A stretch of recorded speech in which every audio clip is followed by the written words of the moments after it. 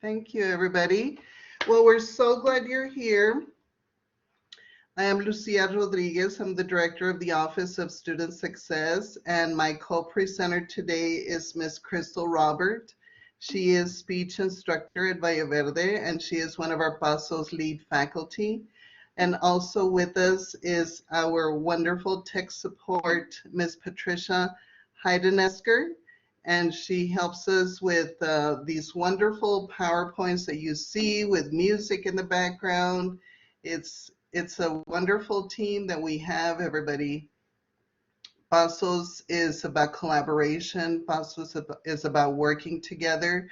So here, just the three of us are representing administrator, faculty, and staff. And Patricia is a tutor, actually, so we're so glad she's with us. We have our team doing all kinds of different tasks, and that's how we get things done. But anyway, so glad you're here. We're excited about sharing with you some about our wonderful program that we have nurtured and we have helped grow the Pasos program. Today's session will be about what we're doing towards equity. What steps is Pasos taking to improve equity at EPCC? By the way, how was everybody's break? I just jumped in, and everybody have a good time? Please use the chat to communicate with us. We want us to communicate back and forth. So everybody have a good break this winter.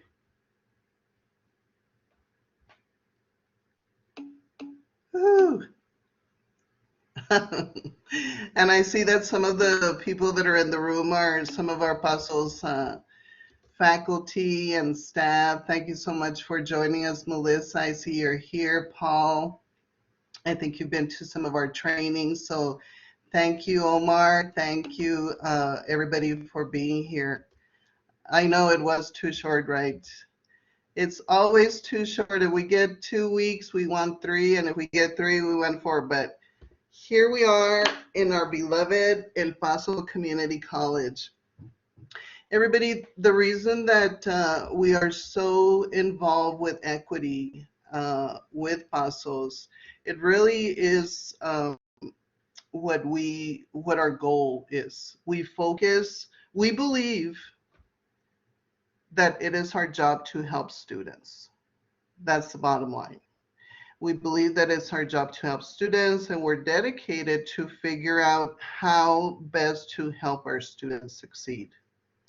We're concerned with our students' persistence, with their performance, with their well-being. We not only, care about teaching them, but we care about what's going on with them in their, as a person. And that's what makes the Pasos classroom so special, is that we really believe in connecting with our students. Equity in higher education, as you know, means making sure every student has what they need to be successful. And that means that the student would have the resources, the support, the services to make them feel welcome, to make them feel that they belong. And to be equity minded is for us to think about how we do things for students, how we teach students, how we reach them, how we serve them, how are we doing it. This has really guided the evolution of the EPCC Pasos program, because we are constantly thinking, how can we improve the student experience at EPCC? So there's some things that frame our Pasos actions, and I'm going to list them for you. One is that we love the community we serve. We love the community we serve. We immerse ourselves in the community. We engage ourselves in the community we serve. We recognize that we are a college of the community. I mean, El Paso Community College, we're a college of the community. We're a college of El Paso. And we believe that we're accountable to that community. We're accountable to the community that we serve.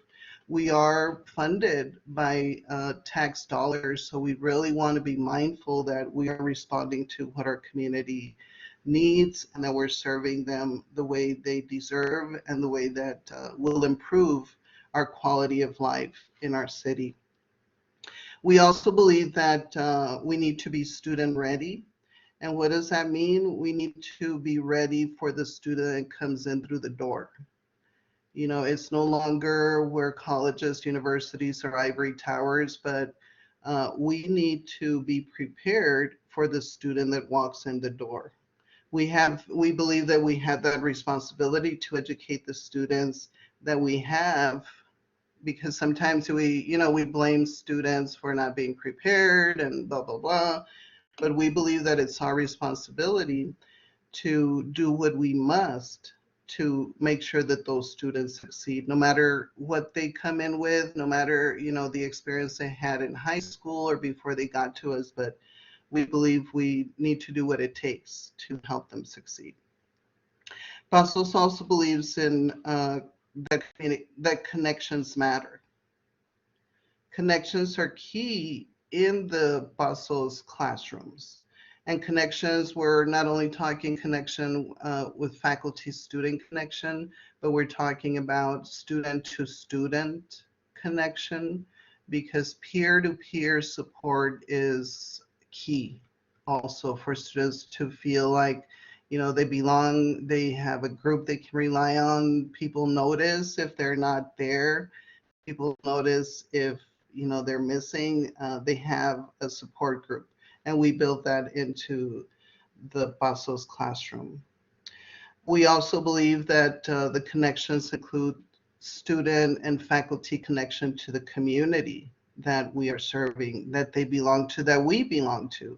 So connecting learning to community action, we believe, gives meaning to students' learning, making relevant what students are learning to issues happening right in our community really excites students. They learn more, they connect what they're learning to what's going on in their communities and their neighborhoods. Students really love to make a difference, so we engage them in all kinds of different things within the community. Everybody doing all right out there?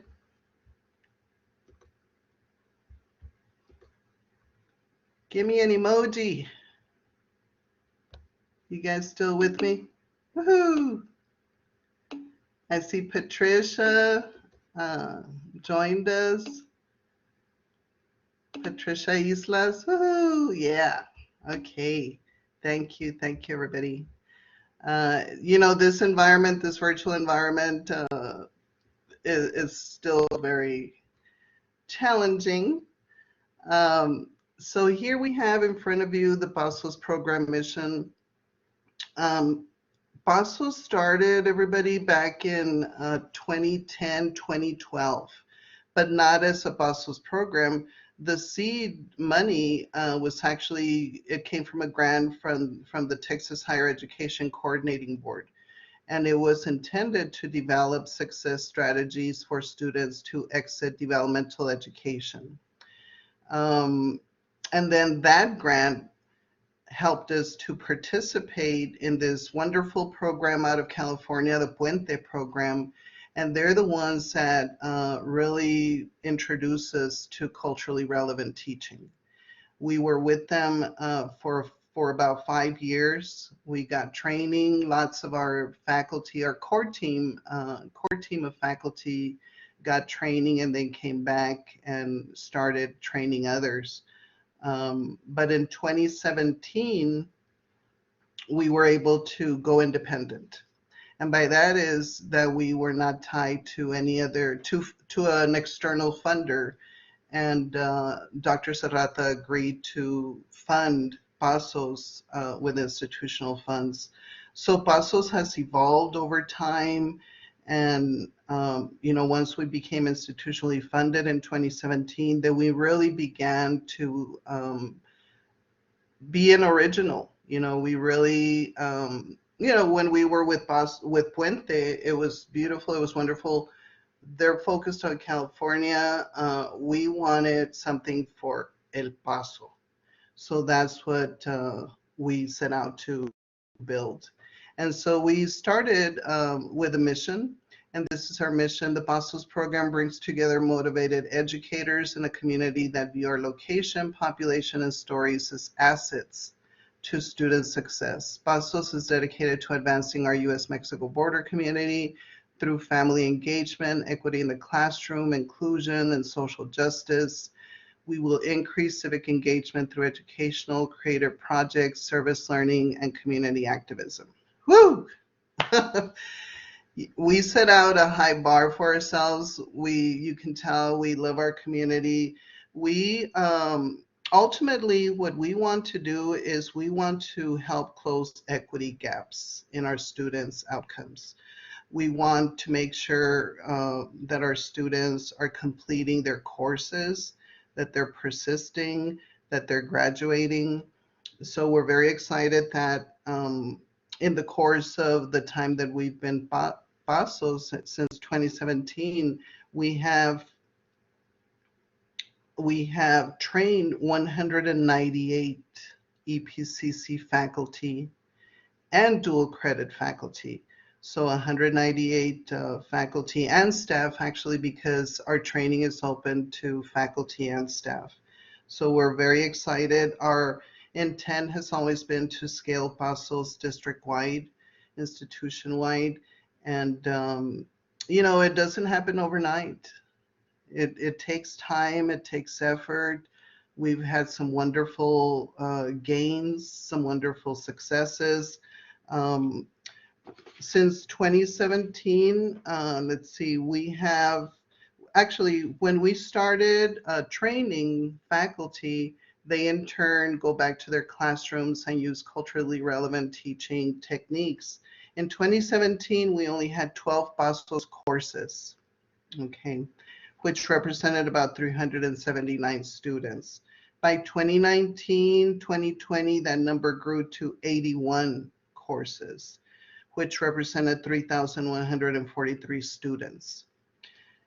In 21, Pasos has scaled to 134 Pasos courses. So we are growing. In 2017, we also decided that we wanted to expand into the high schools, into the community, into our local high schools. And we started in 2017 at 3 high schools. By 2019, the number had grown to 16 high schools. And we have maintained that number into through 2021, which represented 87 dual courses that were taught by Pasos CRT trained dual credit teachers. So, woo, that deserves an emoji. Are you with me?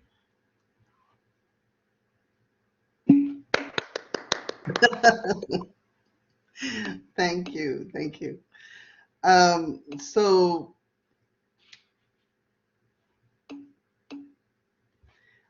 regarding data, everybody, we do collect data. Once the faculty that has been trained with culturally relevant teaching techniques, and it's not just one session and boom, they know everything. We're all learning. We're all learning together.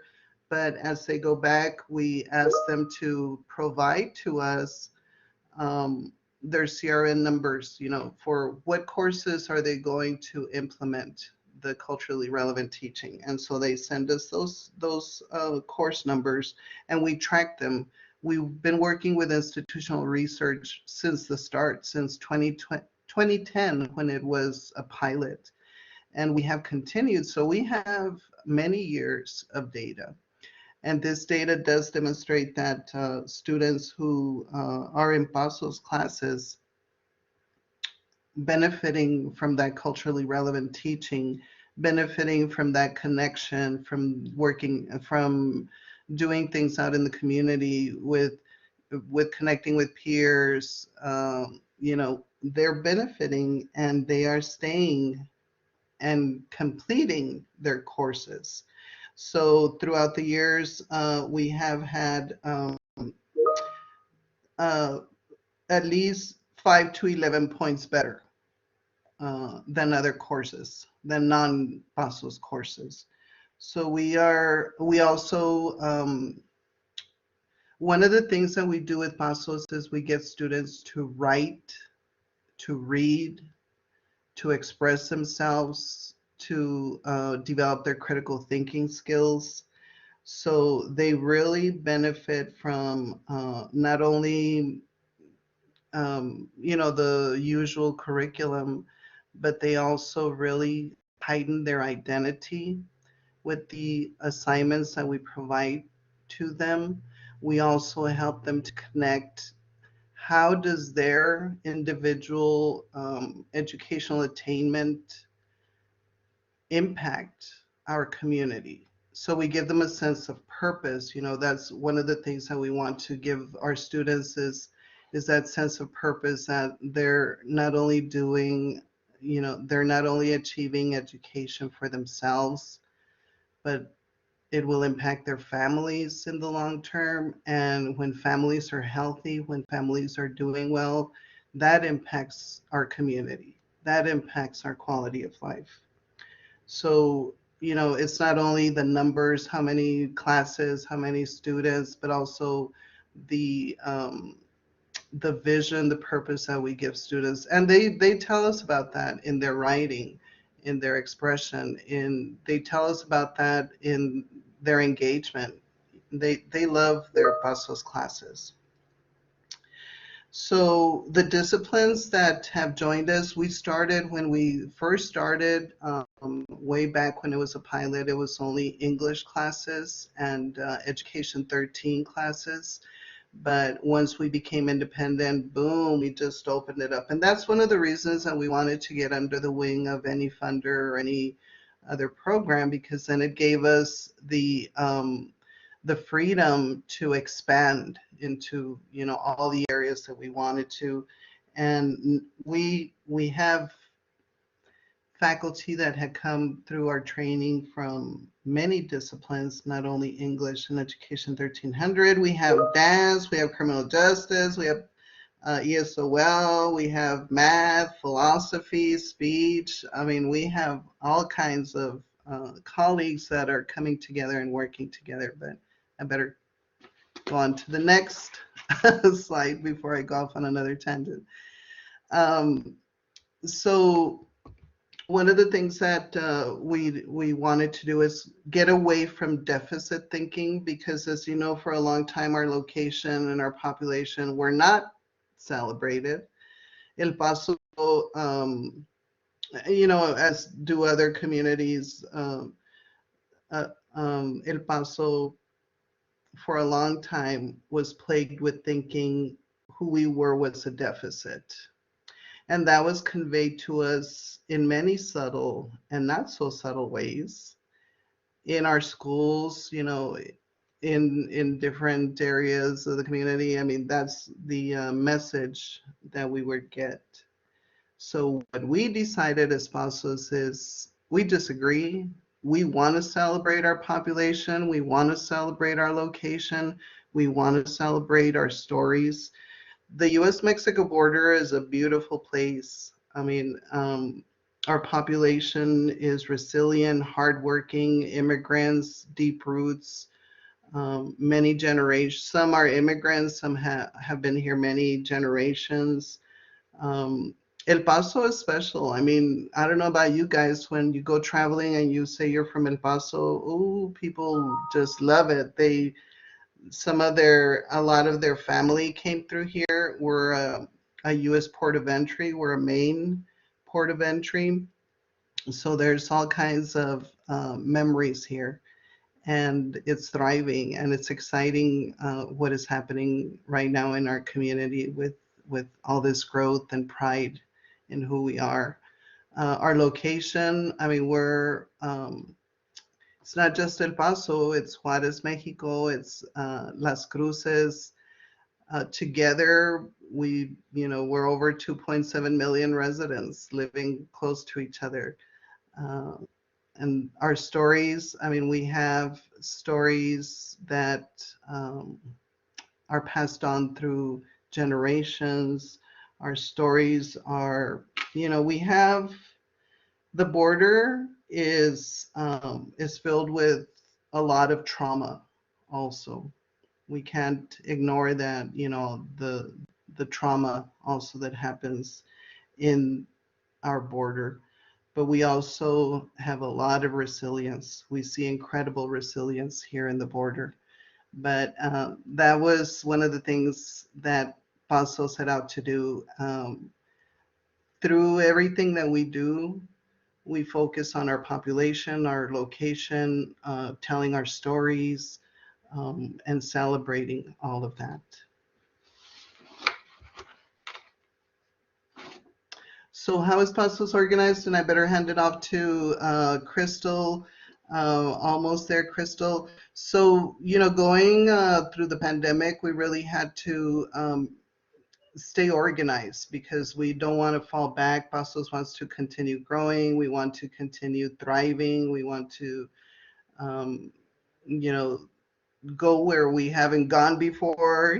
There's the beauty about Pasos is that it brings together a lot of people with a lot of ideas, a lot of talents. We're a group of educational activists who advocate for our students and community both in and out of the classrooms. So the Pasos team, it includes faculty and staff who have gone through our training. It includes the dual credit teachers that have gone through our training. It includes a core team. We've decided that we needed organization. So we have a core team which includes Ms. Crystal Robert, it includes Ms. Yasmin Ramirez and Art Valdespino. And then we have leads for each of our teams that we have. And we have teams that are focused on engagement. We have teams that are focused on student support and others on faculty support. So here you have them listed, but I'll tell you that engagement is the College of the Community group. And the College of the Community was started in when the college was about to celebrate our 50th anniversary.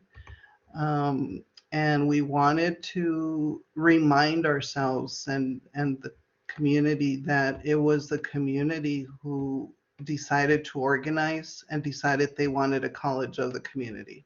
And they organized voter registrations, and they moved to make sure that the community had a college of the community. So that started, and every year it's going to continue. We decided to have the events of the College of the Community around the Cesar Chavez holiday because, we get the day off, but we wanted to make sure that we honored his legacy of activism and of community engagement, and that's what that team focuses on every year. So watch for upcoming event in March. Sometimes we start February, March, and go into April, but you'll see it. You'll see the promotion very soon. We have student and family engagement. We feel that the student does not go through, their college experience alone. When they start, the family goes right with them because they have to deal with, every adjustment that you have to make when somebody is a student, and encouraging and being there and understanding obstacles that they're going through. So we engage the family. We have events that include the family, and they learn together and they really enjoy it. One of the things that I said earlier is that we need to be student ready. And one of the things that we have found is that over 50% of our students are parents. They are student parents. So in order to be student ready, we need to be a family friendly college. So that's part of what the student and family engagement team does. We have Community Cariño that partner with a local nonprofit to organize volunteer opportunities for our students and for our faculty. And this year, each year they adopt an agency or a nonprofit. This last year it was El Paso Fighting Hunger, so you might have seen the promotions for it. Thank you.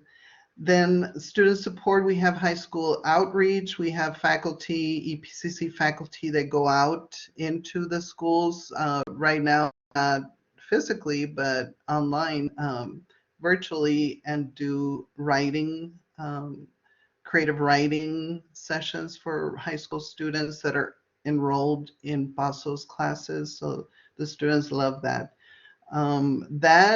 Those writing exercises, and like I tell you, we focus on reading and writing a lot, and we collect. Ms. Yasmin Ramirez leads us in collecting, and a team collecting student writing, and we publish the Pasos Journal every year and celebrate the poetry, stories, art, photography of Pasos students. We have a Pasos Scholarship Committee that is going to also start advertising, so please be on the lookout for that.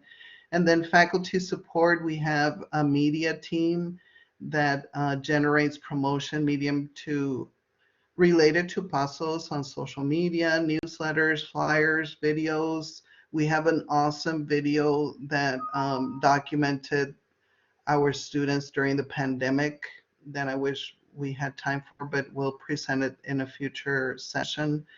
And our Embracing Cariño in the Classroom group, headed by also Ms. Yasmin Ramirez, and that is where we have the culturally relevant training.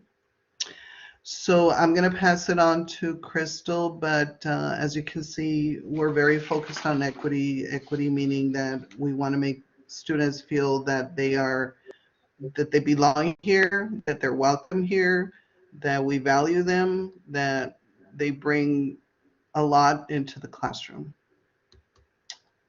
Ms. Crystal. Thank you very much, Lucia. I really appreciate that.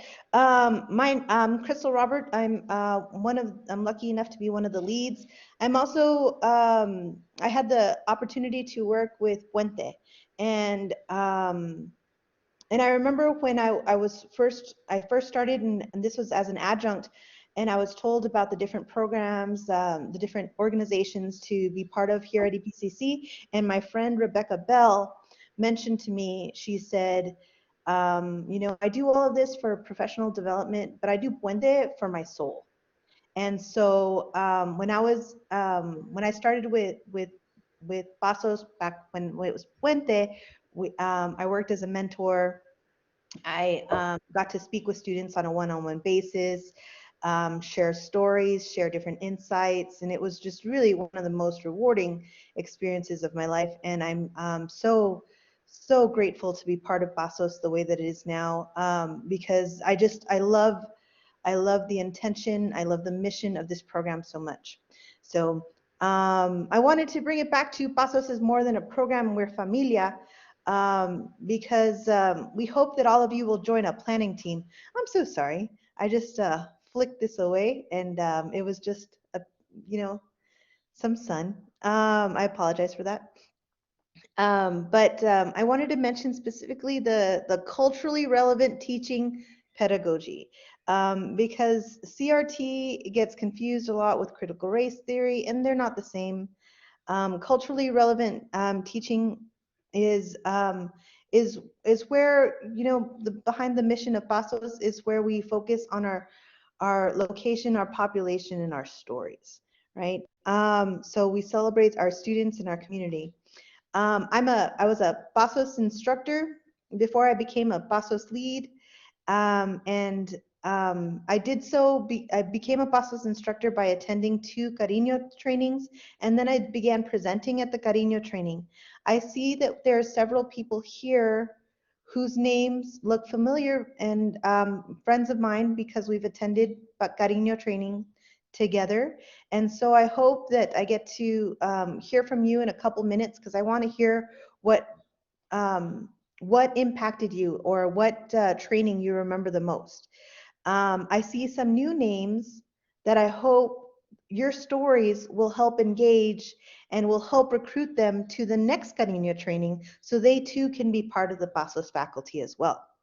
Okay, so the way that Cariño relates to the classroom is through culturally relevant teaching, and it's focusing on including the students' cultural references in learning. And some of the characteristics are of this CRT, culturally relevant teaching, right? Is positive perspective on parents and families, focusing on our backgrounds, right? Not I share my stories a lot. And I encourage about my mother, who is a teacher who taught bilingual classes in different parts along the border, who you know who spoke predominantly Spanish growing up, and you know, Spanish was viewed differently. Anyway, I like to tell the stories of my family to include, so that my students will also tell me stories of their family. And so I get a little bit more insight. And so we get to break down some barriers. There's a communication of high expectations. We learn within the context of culture. There is student-centered instruction, right? Putting the student first, understanding their needs. I constantly thank my students at the end of every semester for how much I learned from them. I'm so grateful for the opportunity to hear from a new generation or a different perspective. And so I think we need to focus on how much we learn from our students, not just how much we are able to share with them.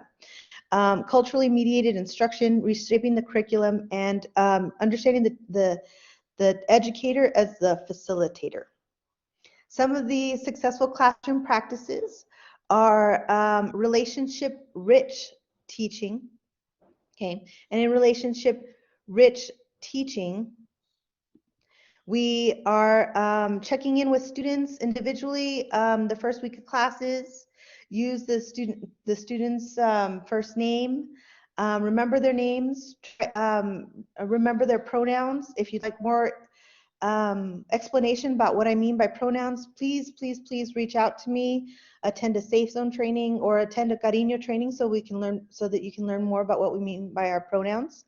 Maximize the tools and resources offered by EPCC, and take the time to remind your students of the resources and what is offered to them for being an EPCC student.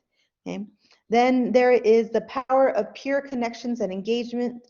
One of our Pasos leads, Yasmin Ramirez, believes in putting students in groups of 3 to 4 to create a familia.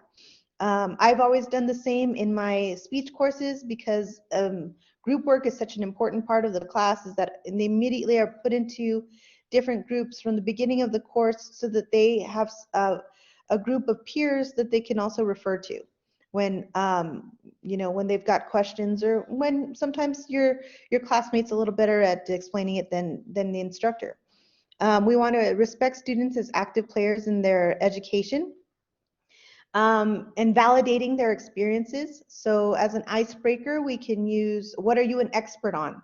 So that's a good example of how to use cariño in your classroom. So on the first day of class, ask the student to introduce themselves, and then ask them to share something they're an expert on.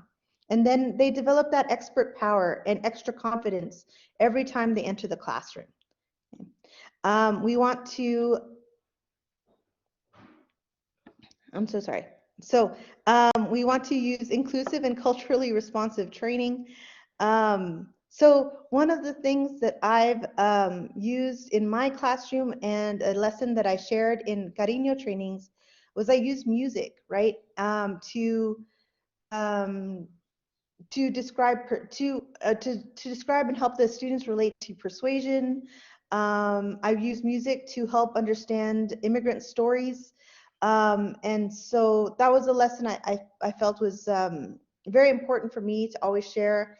And the lesson I use with persuasion, I start with Billie Holiday, Strange Fruit, Louis Armstrong's What Did I Do to Be So Black and Blue, and take it all the way to Common and John Legend's Glory. But I've also understood the immigrant story by doing a lesson on plane wreck at Los Gatos, and it really opens up the opportunity for students to step outside the classroom and analyze their music and really try to relate to some of the concepts that we're understanding, right? So that is inclusive and culturally responsive teaching, but it's also celebrating our location, population, and our stories. So once again, the main mission behind Pasos, celebrating our location, our population, and our stories. So using historical events, there's also a lesson that we use in some speech classes where we have El Paso landmarks or an El Paso speech where you go out and you look for a place in El Paso that maybe either you didn't know about. I get a lot of students that research the Reynolds Home or the Holocaust Museum and learn someplace new, learn new things about a place they didn't know that existed in El Paso, or they share a memory of a place that was special to them, like Ascarate Park or the Chamizal, and describe how they went to on picnics with their families, right? And so we're really celebrating our El Paso that way, because there was for a long time we had a huge we still do have issues with brain drain, and it is very common for people to look at their hometowns as negative, as Lucia mentioned at the beginning of the presentation. But we want to find ways that we can uplift and really honor our community. And then finally, we want to create awareness and assign access to EPCC student services.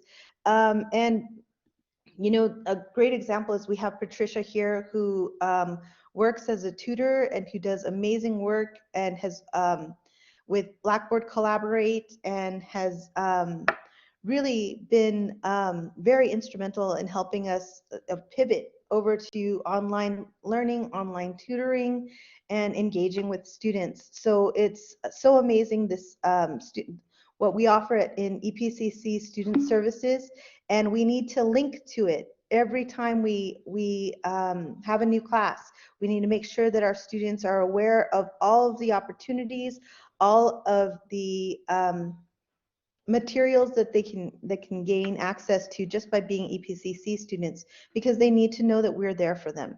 So student services that also include childcare. As Lucia mentioned, that many of our students, 50% of our students are parents. So please, please, please, I hope you do that.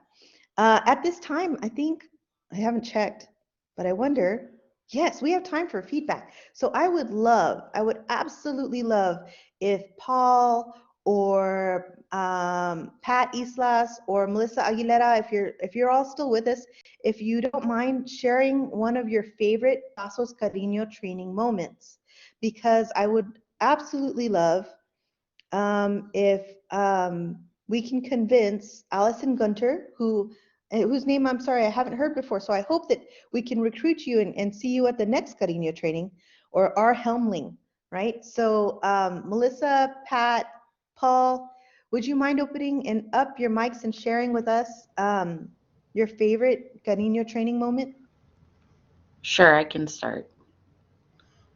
I remember the first training I went to, I believe, I we were put into table groups and then we were given words and we all had to walk around and find what we thought was the definition of a word of the word was.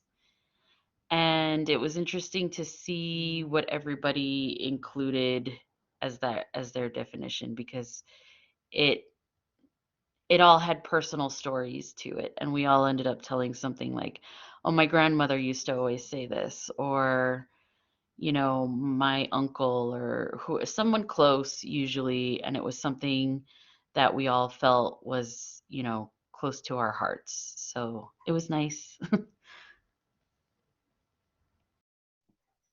Thank you so much for sharing that. So, within these stories, when we start telling these stories, what I've always loved about Cariño training is that you left like feeling warm and fuzzy, inspired, and but sometimes there was tears, right? And whether they were tears of joy or just tears of empathy and a greater understanding.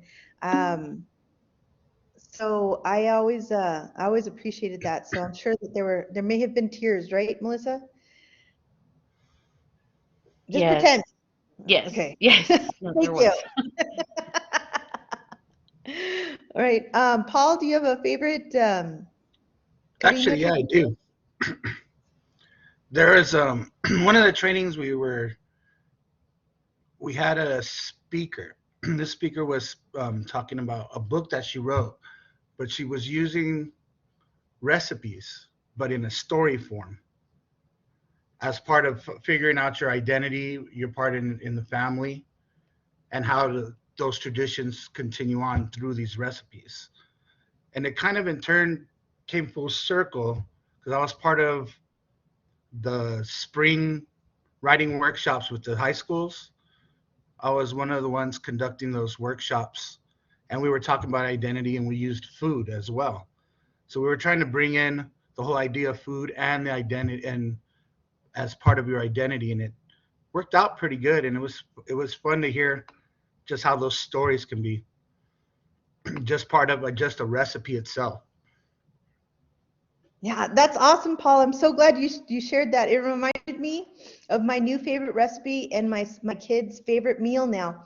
I learned from Reina Munoz. I don't know if it was the same speaker, but Reina was read a short story or a poem that she had written about flautas de papa, and when she was sick at home and her mom would make her flautas de papa, and I started making that for my kids, and now it's one of our favorite meals, and just such an important moment for me at a canino training that I will always remember. Pat Islas has her hand up. Would you like to share now?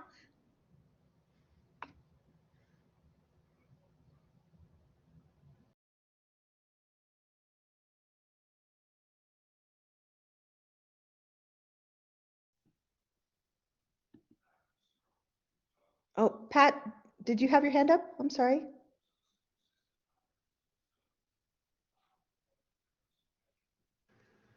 Is she muted? Are you muted, Pat?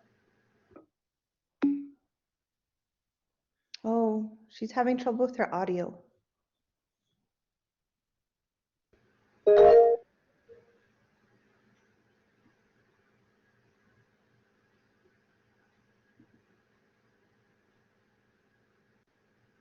Okay.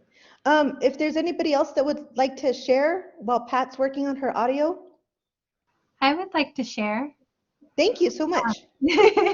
One of the events I went to was the College of Community Events, and we had Erica Marin, who is, I believe, the first museum curator for the El Paso History Museum.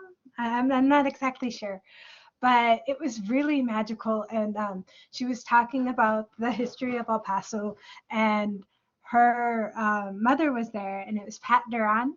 And she was a big activist, and we got to like share in that moment of her telling her daughter telling her that she was so proud of her.